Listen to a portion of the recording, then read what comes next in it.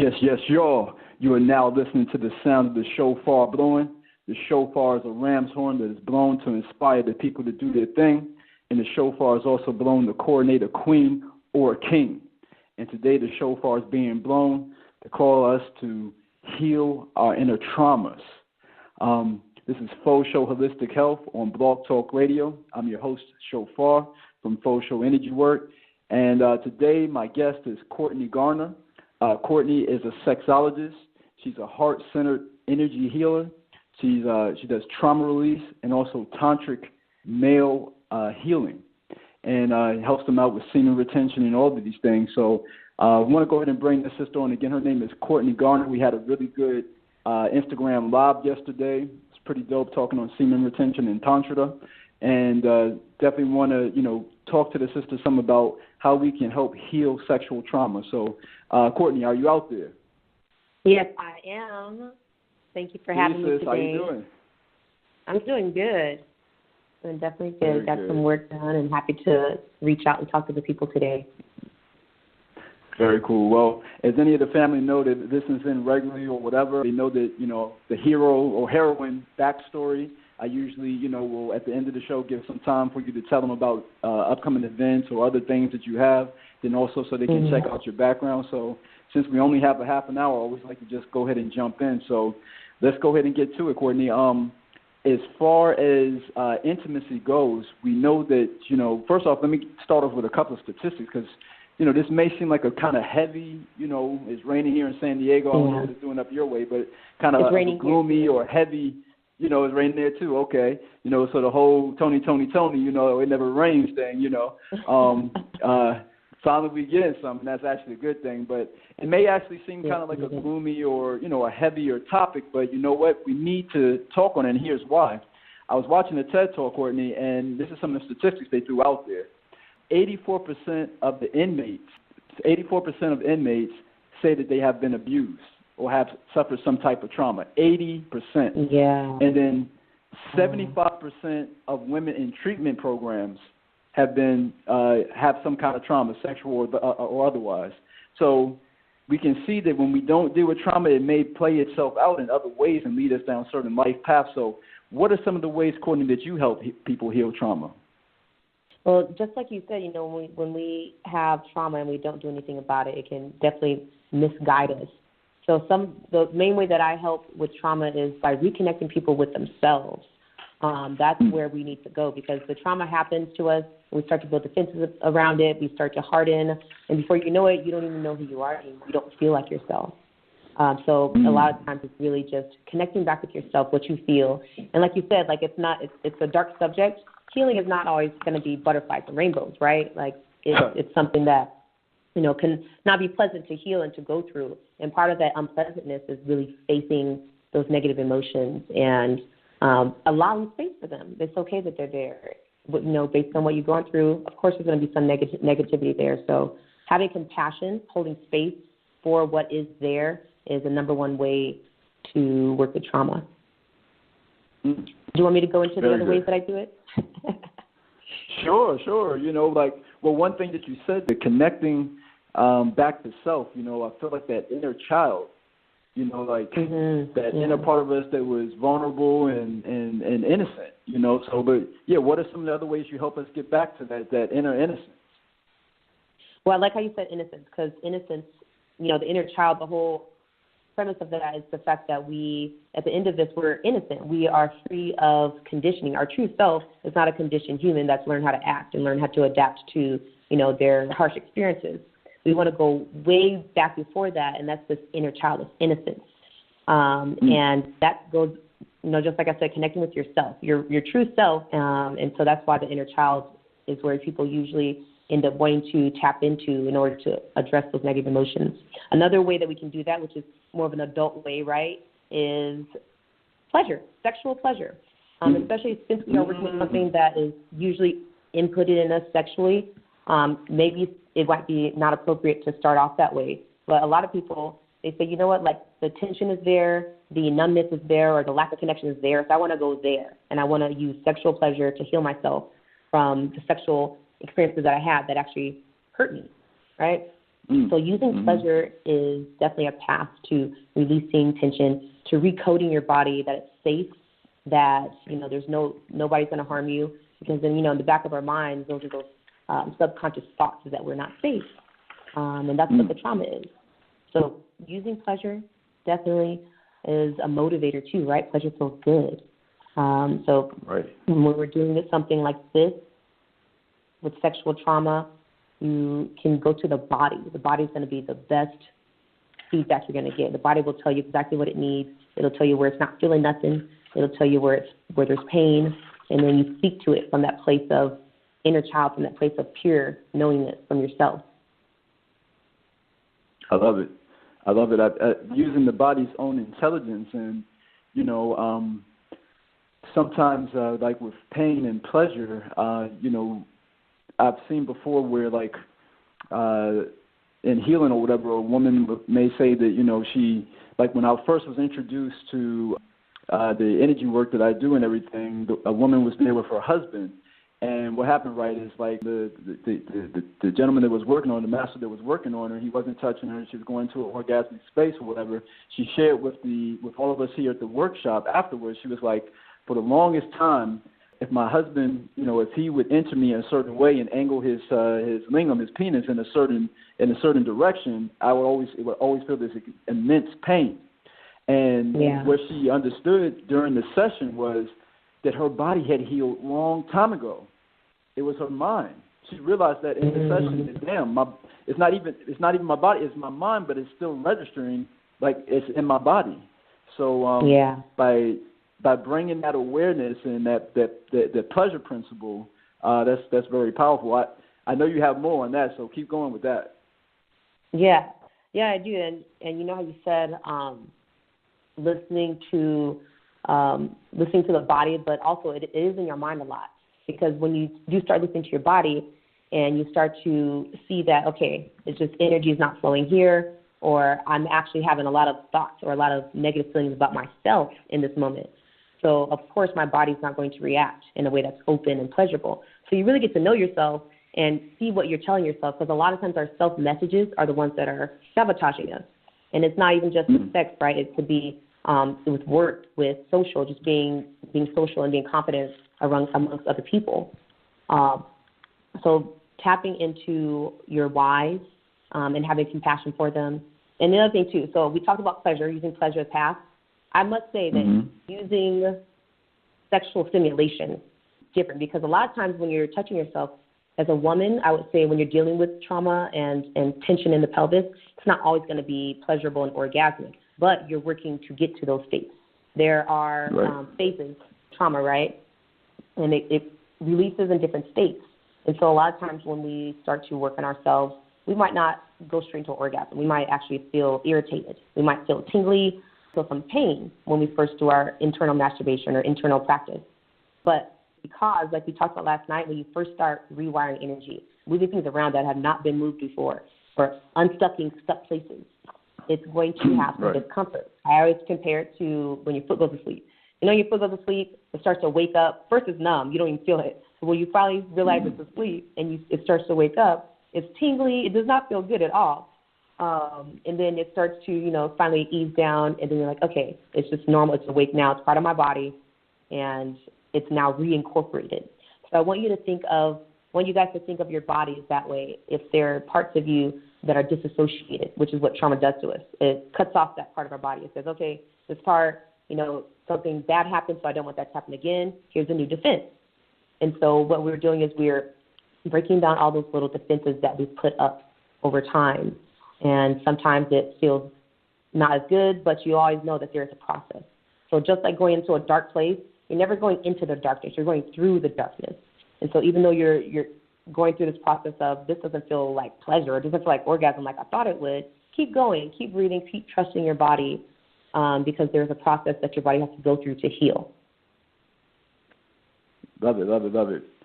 Family, that's definitely some good things. I love the analogy too of the foot falling asleep and everything, and I think that's a very adept, a very good analogy. And then also, if we don't, and this is just if you're out there, part of the family, and you're listening to this, and your foot has fallen asleep, so to speak.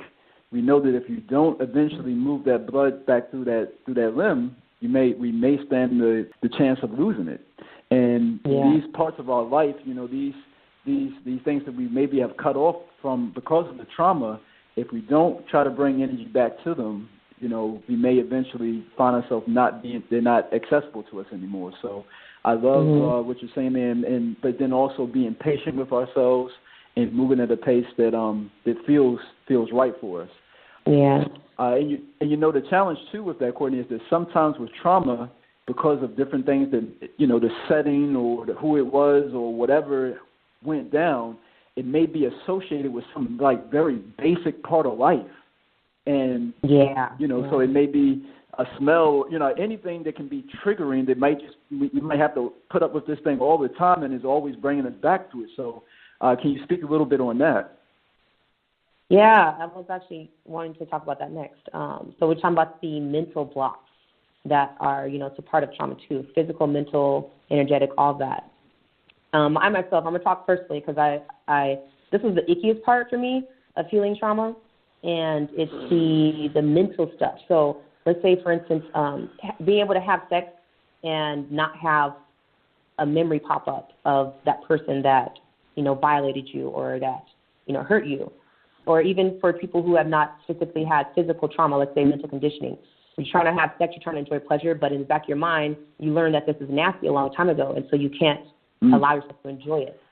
So mindfulness, getting your mind in alignment with your body and your heart is part of this holistic healing that we're talking about. And the way that I do that is I just set intention. And I'm not going to tell you that it's going to be a one-off thing. You set the intention that I'm going to set a safe place for myself. I'm going to enjoy this pleasure. And anytime those memories come back up, you just redirect back to your pleasure. You retell yourself a message. And that message could be anything you need to hear. I'm loved. I'm whole. I'm safe. Mantras for me are really powerful. That verbal programming, right? You can hear it. You can feel it. It vibrates out of your throat as you say it. When you say it with conviction from your heart, but also adding that vibration. So words can be very powerful and part of your healing. So I always advise whenever you have those mental things, you noticed it was a negative thought, it was a bad memory, right away you want to address it and address it with what you want. What you want is to be healthy, to be whole, to be safe, to be loved. And so keep feeding yourself those messages. Even if it's a daily affirmation, you can start that way.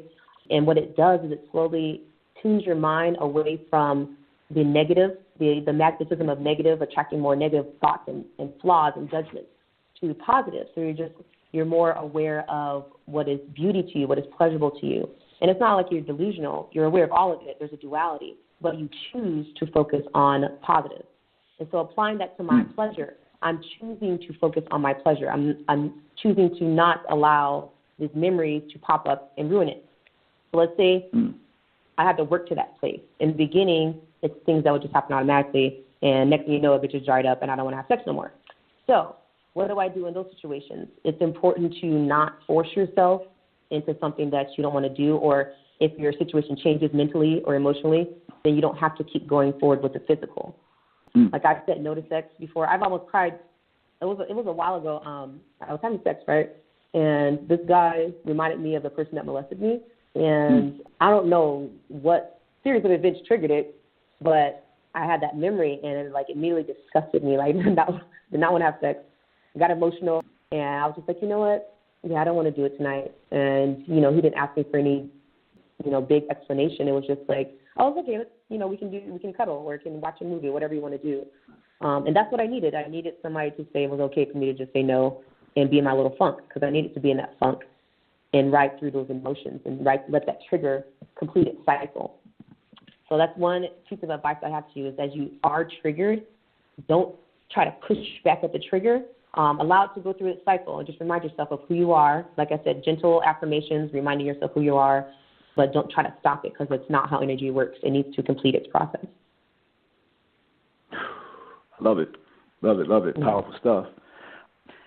Wow. I definitely want to, speak on this, because we're already at the halfway mark.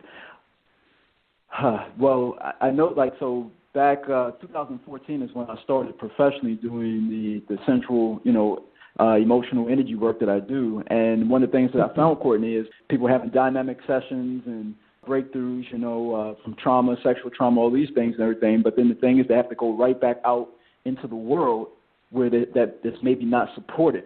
So what I want to speak on now is I called up one of the 3 masters that I learned from and everything. And man, he was like, yeah, that's one of the challenges. And what I've been getting, even going into 2019 now, I'm finding that it's just Spirit had been telling me over the last couple of years, but I'm finding 2019's got to be the year that it's got to fucking get done, is having support circles where there's support circles for these people who come in from the sessions and everything, and they're able to support each other because they can't always just keep coming back for a session with me, and then also really teaching people how to self-source, this tantric, powerful healing energy.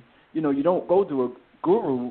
Guru maybe might spark it, but it ultimately is in each one of us. So can you speak a little bit about the support circle and then also self-sourcing? Yes. So I'm right on point with you with the support circle. That's what I've been putting a lot of my energy to, is actually getting people to come together and do things together, like meditating and talking about their healing processes.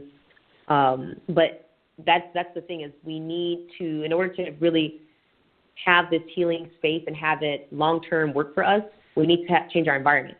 Our environment right now is dangerous. My environment tells me I can be as free as I want to be, but when I go out there and I exercise that same freedom, it might not be received in a way that is safe or healthy for me. And so then where's my encouragement to keep on going with this freedom, right? It seems as if because we're naturally inclined to survive, that I would want to do what's safest for me. And that's just the energetic level, even if we don't think it's energetic. And so it's really important for us to change our surrounding and surround ourselves with people that reinforce the path that we're on. So it's hard if you go to a guru, right? You go to you for a session, and the rest of the week they're hanging around people that don't resonate with them at all, that maybe trigger them, bring back old habits. All that's not going to be conducive to you staying on your path and doing, being the great person that you want to be. Right. But the support circles, yes, those are really important. It's because people are like mirrors. We need to be able to reflect off of each other and see that, hey, I struggle the same that you struggle. Okay, I hurt the same way that you hurt. I have the same insecurities that you have.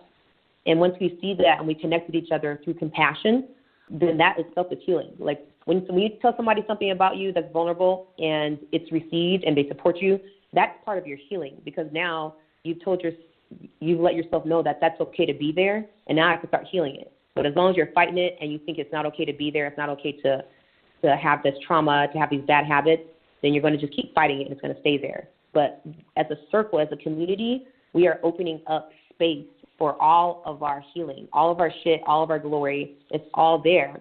And when we do that, it catalyzes our healing, because now we can get the ball rolling and we can keep it rolling, because it supports the path of the ball rolling, right? Versus just getting the ball rolling and you got to catch that thing, run downhill before it goes off somewhere else. Right. So as a community, we really have the ability to hold space and be this microcosm of support that it shines out. It's like I say, each person is a light. And as you continue to spread your light and build a circle of light with other people, you have now even this brighter light. So imagine these bigger, bright lights of circles of people coming together, and you can light up the world. So that's the visual that I have, when I'm talking about support. I love it. That's right up my alley too. Definitely. You're up in LA, and we're down here in San Diego, so we definitely have to connect those groups and stuff too at different points when it blows. I'm in the midpoint. I am in Orange County, so I'm only 2 hours from you, and LA is like an hour from me. Yeah. Oh, okay. Yeah. So you're in OC. So yeah, even better. You're in the midpoint. Wow. Yep. Yeah. Everything, Ashe and all of that, so everything you just said about the support circle. And one thing, I want to use just a quick second here to address something with all my, the men out there that are listening in the family. One of the things that you hit on that I think is very key there is that the very truth is, like yesterday on the Instagram Live, we had a sister talk about de-armoring. Our off-talk, I actually just addressed that with you, is like, the thing is like sometimes in this fucked up world that we've created, the armor is needed. You know what I'm saying? Like, yeah. That's one of the things that I tell these women is, like, after these amazing sessions and everything, especially if they don't have a partner, is like they're wide open now, but yet they still got to go out here and be fucking cautious because, like you said, because, you know, we've created a society, predators and just ill-advised energy and without good intentions and everything. So I say all that to say, and I'm sure if you're actually listening to this, you're probably one of the men that this ain't a problem anyway, but share this with your brothers and everything. You've got to create a different society so women can be safe and vulnerable. And so just had to say that, you know, we're working towards that. Let's get that done. Yeah. And, you know, vulnerability requires safety. I did a show where I said I compared it to being a turtle without a shell. Like, for us to be vulnerable, like, that's some soft, like, it could really hurt. It could kill us. That's what we think. So in order for us to be put in that place, we have to trust, and we have to know that it's okay. It's like orgasm. If I'm in a state where I don't trust the person I'm with, or I don't feel safe in my own body, how can I relax enough to get into a vulnerable state of orgasm? Orgasm is vulnerable. You can't defend yourself while you're having an orgasm, right? So it's so important. And me especially, I experienced, you know what I have to say, though? I have recently experienced a lot of black men in my neighborhood, Orange County, which is, like, it's growing. It's not that common. But when I do, like, I always feel very respectful, very revered, very protected. And men are respectful to me. And I think it's because I put that out, that the ones that receive it, you know, they respect me back. But then there's always going to be people that are unhealthy in their mindset. And those are the ones that make you want to push back up and go into your shell. So that's what we want to work on is us being able to have that healing space and live with it in the world. We shouldn't be safe only in the rooms and the events that we go to. Like, we should be able to walk every day in that safety. Shay, for sure. And so it is. Wow. We under 10 minutes now. One other thing I definitely is, like I tell you, I always write down a whole bunch of shit and never get to all of it, but I'd rather do it that way. But I'm looking through my stuff, Courtney, here, and, like, one of the things I do want to talk about is what one TED Talk member was saying, that what they call uncomfortable sympathy. And that's like when someone tells us, like, that they've, especially as guys, you know, if a woman, like, if you had shared with that guy, like, what you were actually going through, sometimes we just feel the need to say something or to fill the space, you know, for that awkward silence or that silence. And so this woman called it uncomfortable sympathy. She's like, you know, it's cliche statements or things like, well, don't let your past define you, you know, or, you know, these type of things. And I'm sorry. Right. Yeah, or don't, or maybe even quote unquote tough love, where it's like, don't keep looking back. And she said what's really just needed is just for us to fucking just listen. So can you speak on that a little bit? Listen. It's so important. It's all about the listening. I feel is about being heard and being supported, and it doesn't take anything much than just listening and allowing that person the space to have their words out, to express themselves. But what it also does too is when somebody tells you something that's heavy, a lot of times they just tell somebody. It doesn't mean that they're needing you to give them a solution or an answer to their problem. And I think it's that need for us to fix things. I know it happens a lot with women because we're such nurturers, right? We always want to take care of everybody, always want to have an answer for everything. And so a lot of times we carry that habit over into, you know, when we're holding space for people in our lives and we want to fix whatever they're telling us, like, you know, I'm feeling this, I'm feeling that. Well, you know, like, you could do this, or it doesn't have to be that way. But really just listening and, you know, saying, I understand how you feel, that's about it. And a hug. I always think, you know, consensual hugs are the best thing. It actually bonds us on an energetic level.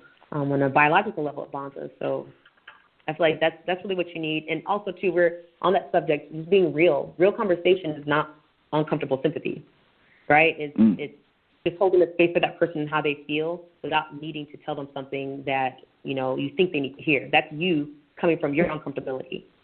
But if you're really holding space for them, we're saying something to make us feel more comfortable. Yeah, exactly. There's like, oh my God, you're crying. What can I say? You okay? You know, but in reality, you want to run because their tears make you uncomfortable. So I think that's a really good thing to bring up is that, because I can attest to as a nurse, I had trouble holding space for people's emotions when I first started. And it was just, I didn't grow up with emotions. We weren't allowed to have emotions. You don't talk about your feelings in the house. It gets laughed at, and you get your ass whipped. So that, for me, was a really big opening. That's all it is, just an opening of my heart, my mind, to be able to hold space for people's tears and not feel the need to react to them in any way. Yeah. Makes sense. But that's part of our healing with the community, is changing those old habits of, however we grew up. Each culture has certain habits that may or may not serve them as well as an adult, as a free adult. They're like, hey, you know what? I was taught this. I've been doing this, but this doesn't actually feel good. This is not what I want to do. And so we all go through this process of learning what is true to us. And I feel like that's part of your blossoming, is really just expressing your truth and having people around you that will say, yeah, you can have your truth. I stand for that. I support you, and I have my truth too, and you support that. And I think that's the balance that we all need. I agree. Well, you know what? We're actually under 3 minutes here, and everything that you're saying is right on point. That's what happens. It flows like that. So the time goes by quickly. Very good episode here. Very good, information for the family. Courtney, so in wrapping up, I want people to be able to check out what you're doing, because you're doing some amazing things up there in the OC, Orange County and LA, and then also I know you're able to do things online as well with people. So and we have a workshop coming up in April, and you have other things too. So just share with everybody how they can contact you, your Instagram, and how they can get more information. Okay. Well, you guys can, thanks for listening, first of all, and you guys can find more about me at absolutetantra.com. My Instagram is Tantra with Courtney, and I have a retreat coming up. Brother Shophar is actually going to be with me, and Riziki, Zafira, and Dwayne Mooney. We're all going to be at this retreat in LA, so it's local, and it's going to be a weekend retreat. We're going to learn Tantra. We're going to learn semen retention. We're going to learn to meditate, to take care of ourselves. We're going to dance. We're going to do healing circles. So I'm really excited to bring this to the exit community specifically and address our needs for community healing. And you guys can find the link to all that on my website, absolutetantra.com, or even on Instagram. I always post for my stuff. And I have workshops coming up locally on my meetup, Tantra with Courtney meetup, so join that.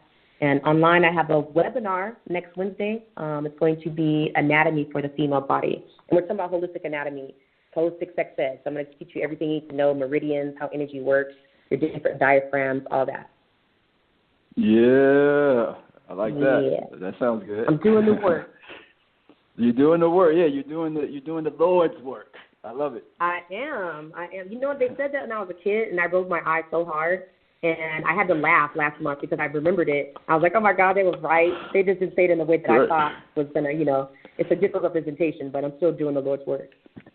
You are doing the Lord's work. I'm being silly, but yeah, for sure. You definitely are. You're doing the Lord's work. You're doing, the universe working. I love it. And exactly. Definitely appreciate you. So thank you for taking the time. Yeah, thank you. Thank you, sis. I appreciate that.